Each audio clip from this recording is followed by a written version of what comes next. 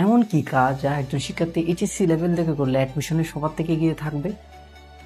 তোমার স্বপ্ন যদি হয়ে থাকে পাবলিক বিশ্ববিদ্যালয়ে পড়ার, তোমার স্বপ্ন যদি হয়ে থাকে পাবলিক বিশ্ববিদ্যালয়ের একটি সিট অর্জন করা, তাহলে এই ভিডিওটা তোমার জন্য। আসসালামু আলাইকুম। এইচএসসি 26 এবং 27 ব্যাচ, আজকের ভিডিওটি তোমাদের জন্য। আজকের ভিডিওতে আমি এমন 3টি কাজ নিয়ে কথা বলবো যে কাজগুলো করলে এইচএসসি লেভেল থেকে তুমি যদি এই কাজগুলো ফলো করো, অ্যাডমিশনের সময় তুমি অন্যদের থেকে এগিয়ে থাকবে। 1 নাম্বার কাজটা হচ্ছে প্রত্যেক দিন অল্প অল্প করে তুমি যদি ইংলিশ ভোকাবুলারি এবং বাংলা বিরোচন অংশ এই দুইটা পড়তে পারো এইচএসসি লেভেল থেকে, তাহলে তুমি অ্যাডমিশনের সবার থেকে এগিয়ে থাকবে। কারণ বিগত বছরের প্রশ্ন অ্যানালাইসিস করে দেখা গিয়েছে বিশ্ববিদ্যালয় ভর্তি পরীক্ষার ক্ষেত্রে 30 থেকে 40% কোশ্চেন আসে ইংলিশ ভোকাবুলারি এবং বাংলা বিরোচন অংশ থেকে।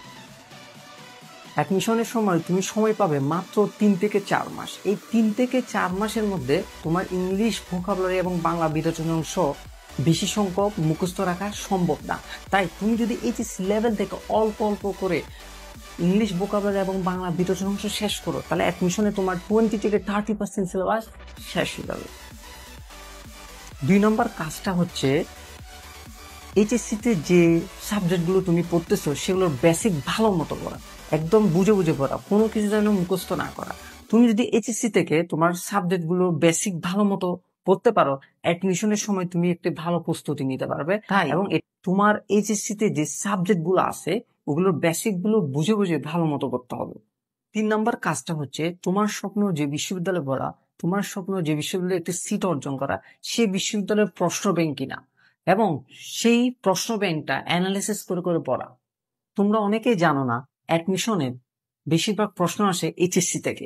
70 থেকে 80% প্রশ্ন করে এইচএসসি সিলেবাস থেকে। তুমি যদি তোমার এইচএসসি সিলেবাসটা ভালো মতো কমপ্লিট করতে পারো, তাহলে তুমি অ্যাডমিশনের সময় একটা ভালো প্রস্তুতি নিতে পারবা। নিয়মিত অল্প অল্প করে প্রশ্ন ব্যাংক সমাধান করতে পারো, তাহলে তুমি অ্যাডমিশনের প্রশ্ন সম্পর্কে একটা ধারণা পাবা এবং কোন জায়গাগুলো থেকে প্রশ্ন বেশি আসে, কোনগুলো বেশি গুরুত্বপূর্ণ সেটার সম্পর্কে একটা তুমি ধারণা পেয়ে যাবে। এবং আদৌ কি অ্যাডমিশনের ভর্তি পরীক্ষায় এইচএসসি থেকে প্রশ্ন আসে কিনা, এইচএসসি সিলেবাসকে অন্তর্ভুক্ত কিনা, তুমি সেটাও জানতে পারবে। এরকম আরো ইন্টারেস্টিং ভিডিও পেতে আমাদের ইউটিউব চ্যানেলটা সাবস্ক্রাইব করে দিবে এবং আমাদের ফেসবুক পেজটাকে ফলো করে দিবে। দেখা হচ্ছে পরবর্তী কোনো ভিডিওতে।